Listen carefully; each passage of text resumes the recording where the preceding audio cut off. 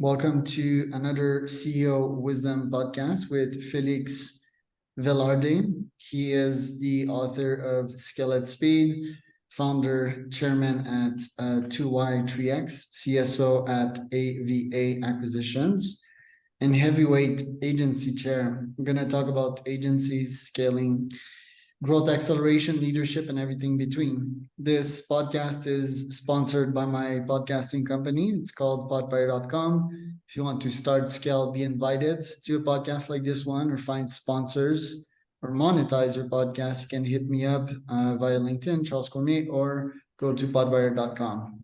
Felix, welcome to the pod. Can you tell me a bit more about yourself and about what you're up to nowadays? Hey, Charles, how are you doing? I started one of the world's first web design companies in 1994, and then had a 20-year career starting and being CEO of a bunch of marketing agencies in the UK.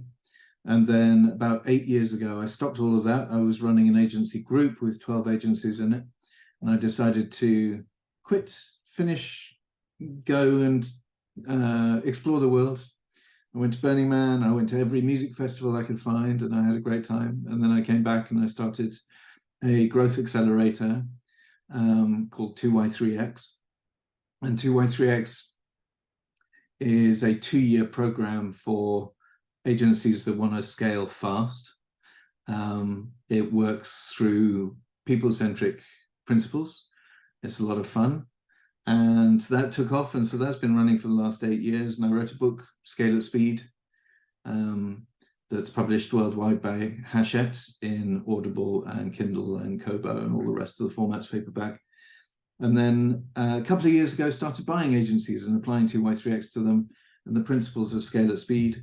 And yeah, I try and have as much fun as I possibly can, but I also try and help as many people as I possibly can. Nice. So what does a day in the life of Felix looks like? Let's take today, Tuesday, as an example. So I started at about 9 a.m. I'm in London, in the UK, writing an article, then putting together a webinar presentation for somebody, doing some website tweaks. I've commissioned somebody this morning to go and update all of the analytics across a whole bunch of websites that one of my colleagues runs. I've got this. I'm about to head into town to meet the owners of an agency who've flown over from Bulgaria to come and see me in London. And then this evening I have dinner with the owner of an agency in America who's flown to the UK. And we're having dinner. He's a client of 2Y3X. He's halfway through the program. He's doing fantastically well. And he also works with us with our mentoring group at AVA Acquisitions in Austin, Texas. So yeah, busy day today. Normally I split my time between London hours and Austin, Texas hours. So it can be quite long. So tell us about the 2Y3X program.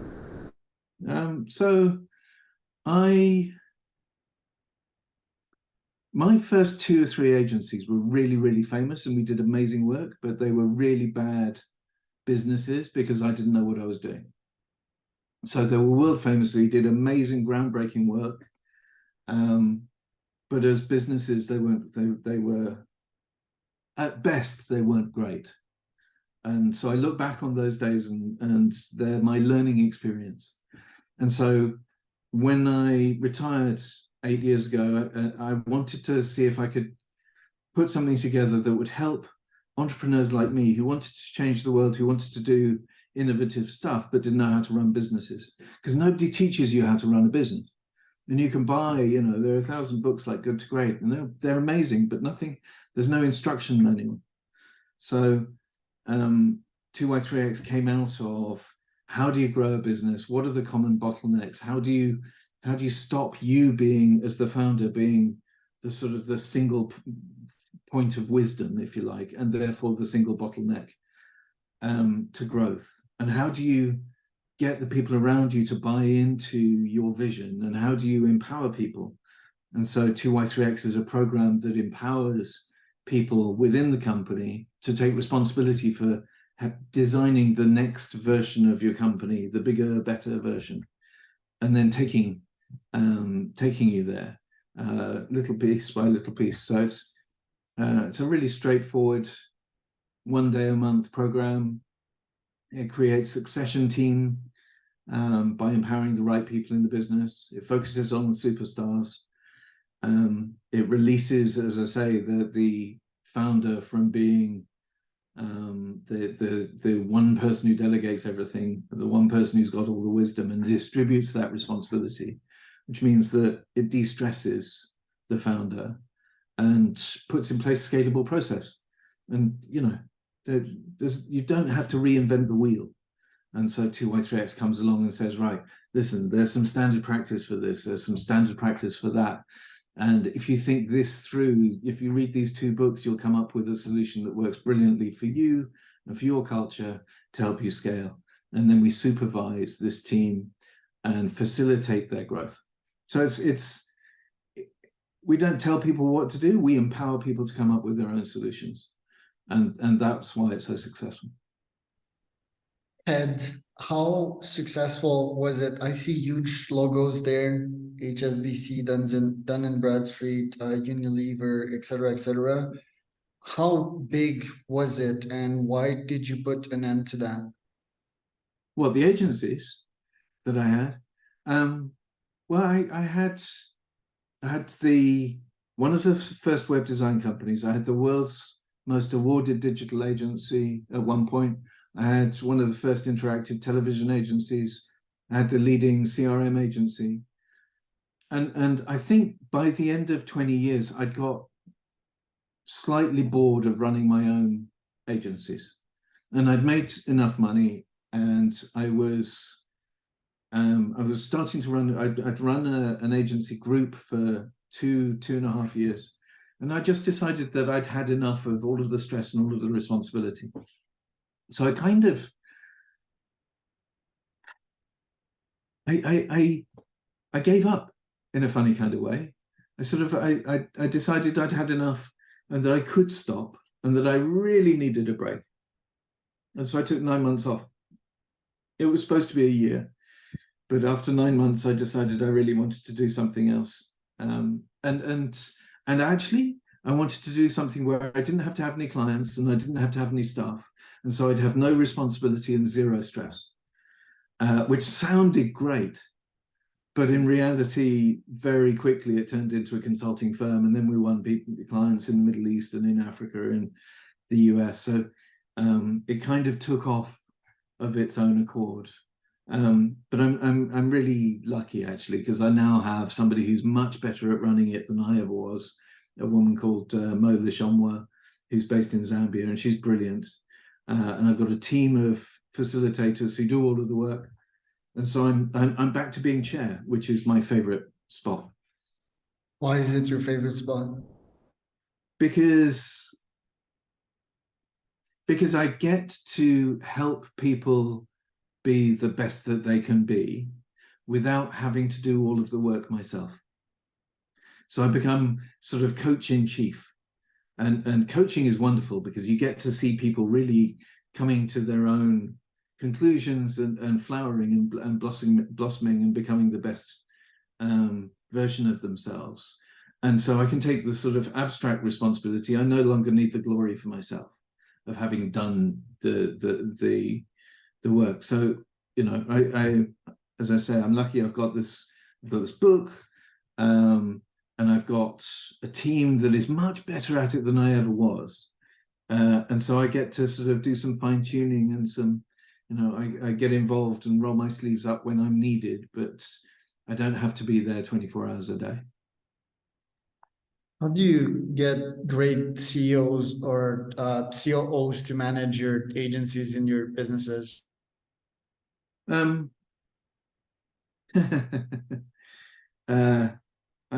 So there are two answers to that. One is find people who've already been great and let them get on with it.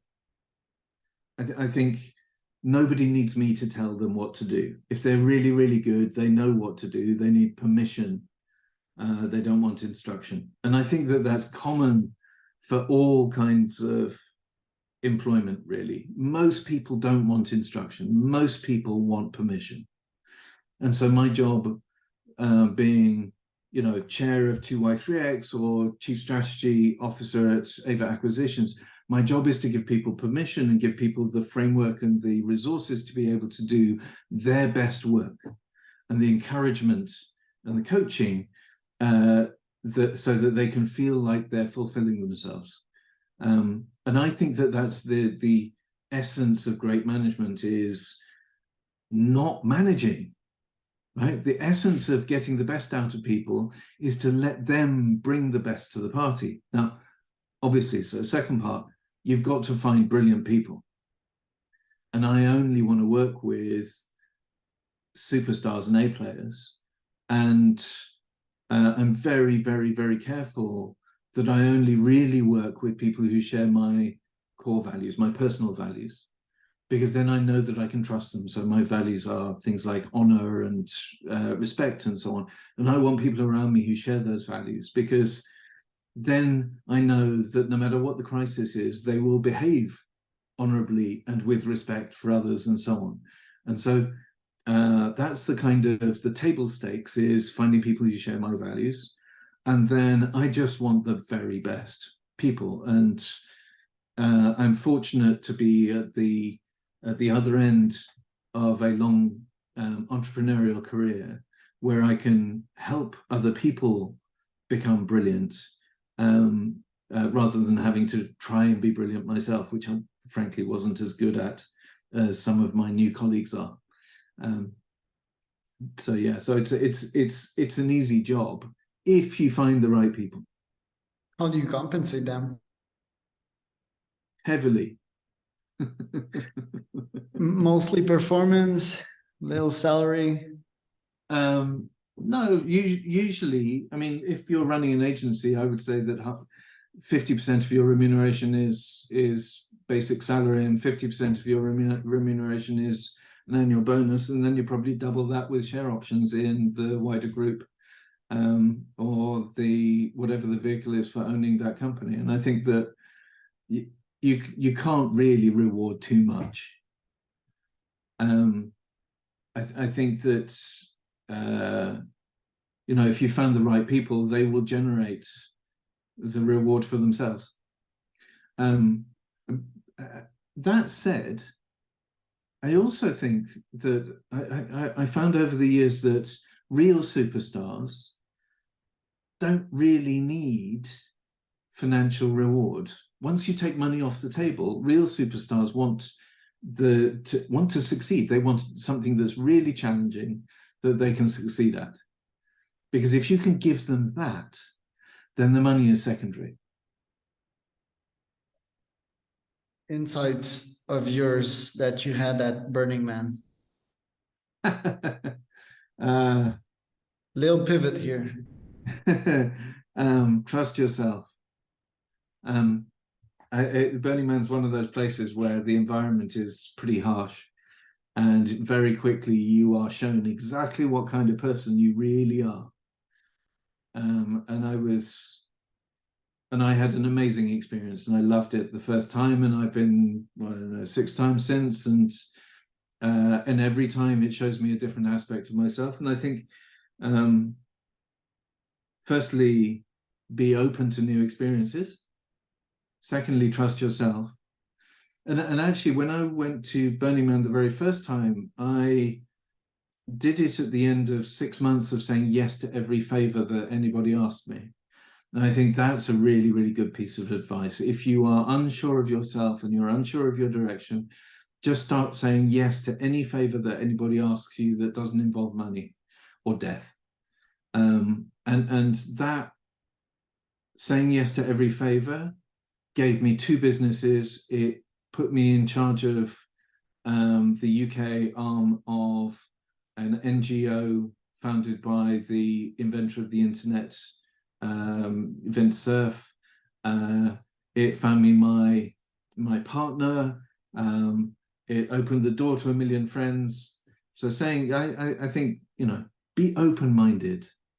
and say yes to as much as you possibly can, and have a mindset that says say yes, not a mindset that says say no. How do you maintain a sane relationship with a partner while being very successful business-wise? Oh, my partner's just as successful as I am.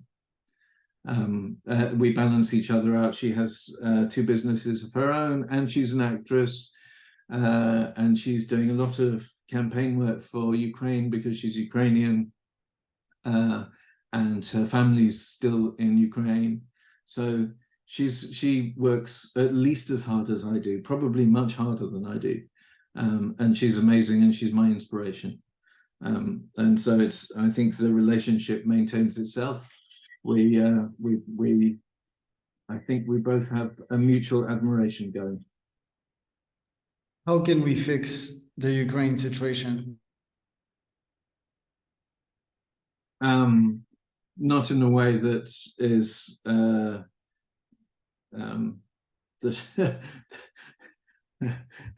the easy one is wait for Putin to pop his clogs, and get out of the picture. I don't know is the answer. I think that Russia has behaved, or rather Putin has behaved, in a way that is completely unconscionable, and there's nothing that you can do about tyrants, really, except either defeat them or wait for them to die. Unfortunately, it's a tragic situation and an appalling situation. But for I can see what's happening. My parents-in-law came to stay with us at the beginning of the war, and it's an awful situation, and I pray for it to end very soon.